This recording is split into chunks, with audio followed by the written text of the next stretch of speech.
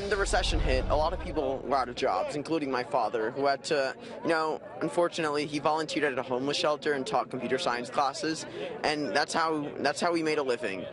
There's a lot of people right now that don't have jobs and aren't living in the best situations. My question for Senator Rubio is this. There's a lot of politicians out there that say that they're going to create jobs. What is your plan specifically, to create these jobs and to help people get employed? And welcome back to our special hour of the Kelly File. You could heard a question there, Senator Marco Rubio, from one of your constituents here in Florida saying his dad was laid off. Yeah. And, all these politicians say that they're going to find a way to create jobs. They're all going to create jobs.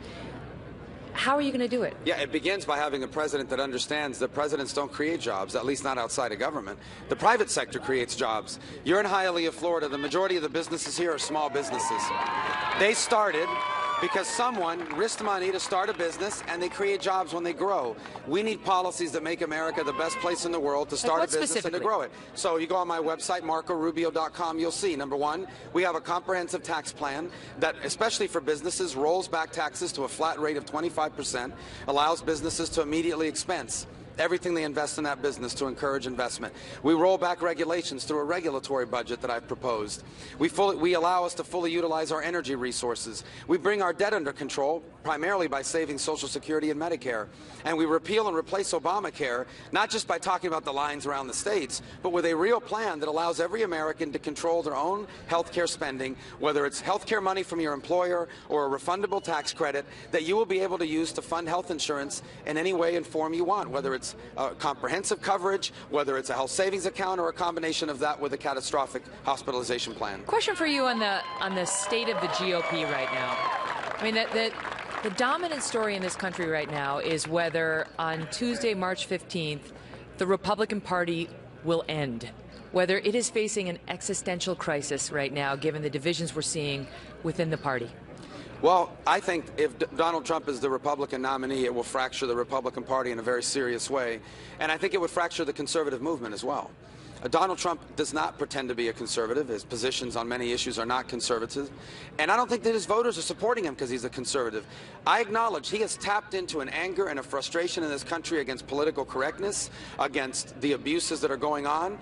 I get that, and that's important. We should allow that sentiment to motivate us, but we can't let it define us. Conservatism is not about anger.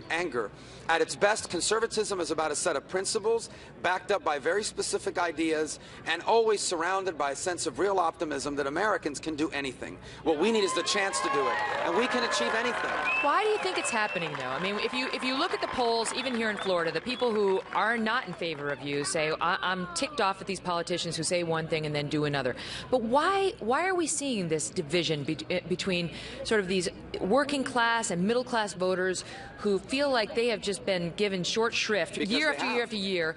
And then do you think, who is it on the other side? Is it so-called party elites? Who is it? Well, because they have been given short shrift. And I think the problem is for far too long, both parties, including the Republican Party, has basically said, you know what, we'll do whatever we want for 20 months, and then for 4 months we'll campaign, convince them we're really good, and then go back and do whatever we want. What's changed over the last few years now is people are following politics in real time, whether it's on Twitter, on social media, on Fox News. They're now seeing what's actually happening, and they're really angry about it. It started in 2010 with the Tea Party movement. It continued in 2014 with the election of a Republican majority, and I think it's reached its boiling point now here in this election cycle. And it's important for us to harness that, but we have to harness that as a motivator, not as something that defines us. Conservatism is not about anger, and it's not about division. It is about a set of principles of limited government and free enterprise, real policy solutions, and the optimism that America is destined to be greater than ever.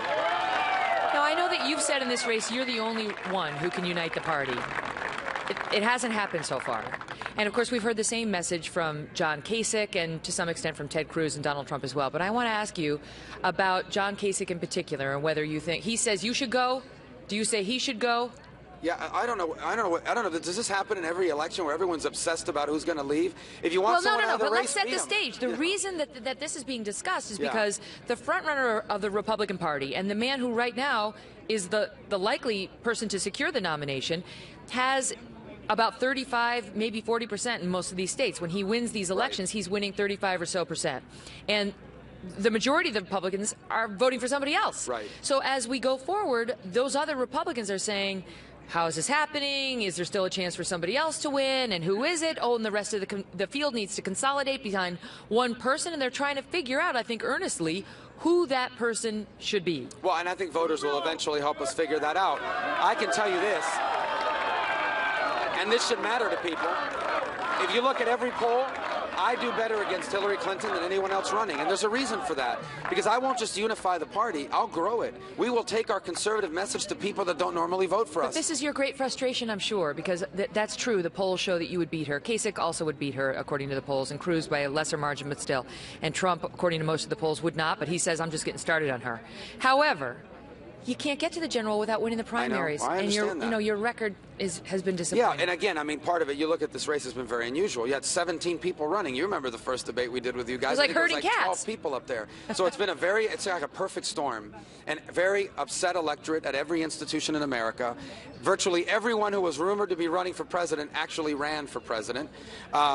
Dividing up votes against each other. You know, and it's kind of gotten to this very unique, this is uncharted territory. We've never been here before. I can't tell you how it turns out other than the fact that no one will work harder over the next 6 days to win Florida than I'm going to work. And these people believe in me. We're going to deliver.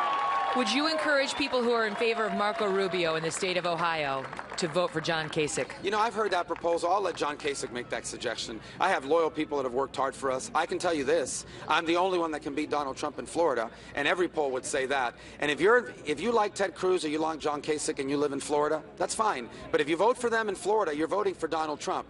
If you are truly committed to denying Donald Trump 99 delegates in the state of Florida, then people that are voting for John Kasich or Ted Cruz, at least in Florida, need to vote for Marco Rubio. I'm the only one that has a chance to beat him. All right, well, we are not far from Senator Rubio's hometown here in Florida. And up next, we're going to get personal with Marco Rubio. Don't go away.